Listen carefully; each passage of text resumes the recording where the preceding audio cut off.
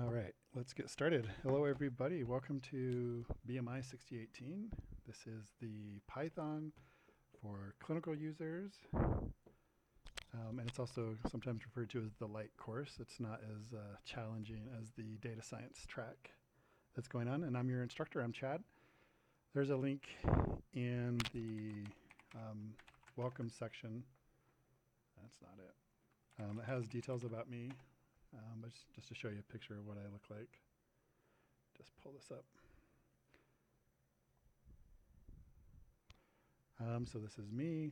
I'm a recent graduate of this program, just recently defended. But even though I'm a new graduate, I've been in the programming space and healthcare specifically for a very long time. I've been programming for over 20 years. I've been in Intermountain Healthcare for coming up on 10 years. In the architect position and just engineering level. And I've worked for other companies in Salt Lake. This one's also a healthcare company, Medicity. I've worked at Hewlett Packard and Micron, and just a few others as a software engineer. So I've been doing it for a very long time. I have a master's in medical informatics. My PhD is here from the U. So that's a little bit about me, but I just wanted to really quickly go over the layout of the course just so you get your bearings really quickly. So the first part here, when you come into it, just sort of the intro. This is my email if you need to get a hold of me.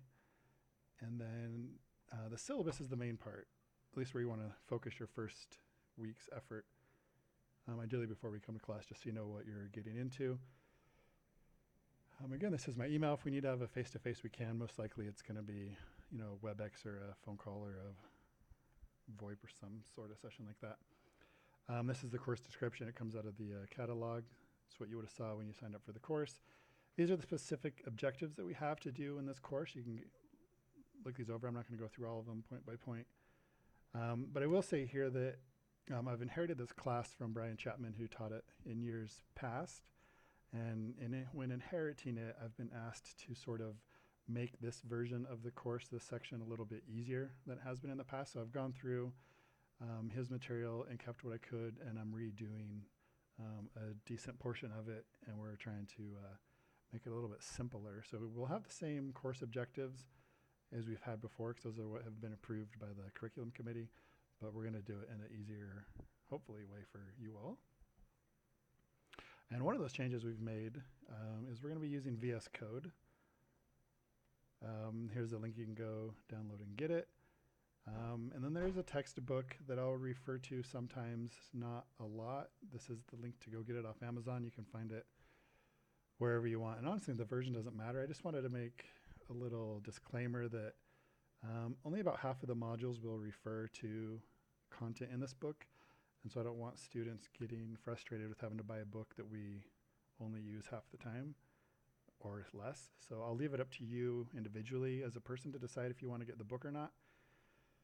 I can say just Google will honestly solve most, if not all, of your problems.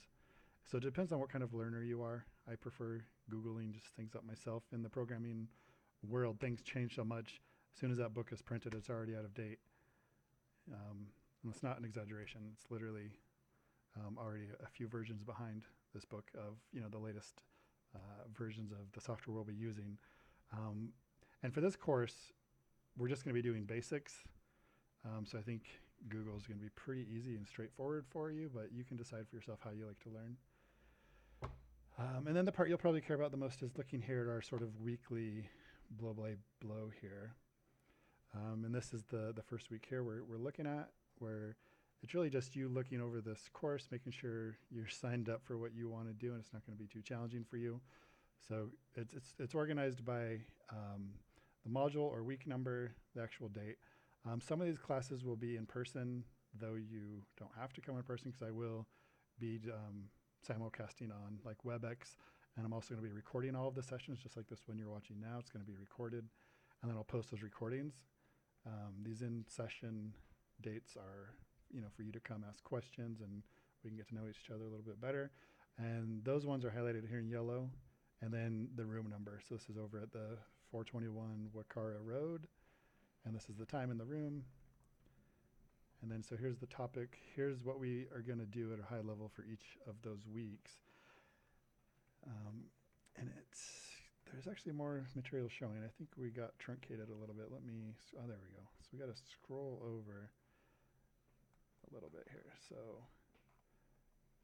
in addition to the objectives for each week, I list the assignment that is going to be due that week, what the quiz is going to be on, and then there's going to be a discussion board, and this is the topic, and that's actually changed, so I need to go update that. And then the reading.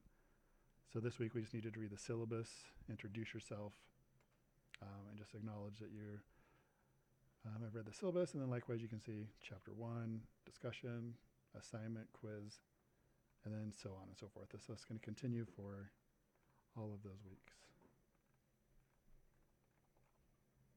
And then we have just the general institution mandated things. Here's where you go for help.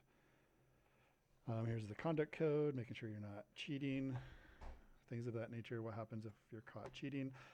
And even though this is my first time teaching this class, I have taught many other programming classes at other universities, and I can tell you it's very, very easy to see when someone's cheating or copy and pasting. Just they go to a website, they find what they think will work, they copy and paste, and it's extremely easy, not only to just identify it because it's way above the skill level of what we've taught, but also I can just go do a quick find on Google. I literally can copy your code, go to Google, paste it in, and almost all the time I feel like somebody is cheating, it'll come right up saying, oh yeah, that was off this side verbatim. So you might think you're being clever, but you're probably not. So just be honest, just do your best. And then all those other things. And then if we go look at the modules, oops, hang on. So following that same schedule right here off the syllabus, if we go look over here at the modules, this is probably where you'll spend most of your time. It's organized exactly the same way. So we have the orientation. This is sort of meant to be like a week 0 or before class starts. You can obviously do it whenever. This is the link to the LinkedIn I just showed you. These are some videos from Brian about some of the history of bioinformatics at the U of U, which is really good and well done, well-produced videos, little discussion board. And then it's going to go on like this. And you can see that they're going to be sort of changed. You can't go on to 1 week until you've done the week before. And so like this will be the first week of actual content and material. And just to explain how this is organized, we'll have the very first item of each week is going to be a link to the material. It's either going to be a video where I've pre-recorded like we're doing now, or it's going to be a WebEx where I'm broadcasting to everybody and I'll also record it, or it's going to be in person. And so just check this link at the top of each of the modules or the weeks to let you know what's going on that week, how we're going to meet, I guess, or how you're going to get the content. But you don't have to wait to meet with me. There's a whole teaching paradigm called the flipped classroom model, where the students would go read the material first, and then you come to class, and that way you're able to get it broadcast to you a second time, and also you're able to ask questions, where if you waited to receive the information, for me, it would be your first time hearing it, and you wouldn't have had a chance to sort of play with it, and you wouldn't really know what questions to ask. So it just depends on how you want to learn, but that's kind of the idea. You don't have to wait for me. The content is here. So just as an example, if I click on this binary content, it says, here's what you're expected to learn. Here's the reading that goes with it. And then this is what I will be doing in that class's lecture. So I just barely wrote this one. And then I have a couple of links that are helpful.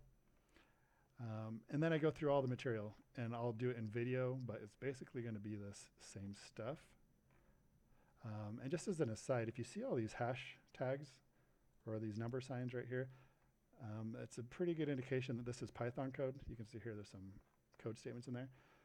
So you can look at it here like this as text, or you can also just copy and paste it into our code editor, into VS Code, and you can see it that way. It's really whatever you're most interested in.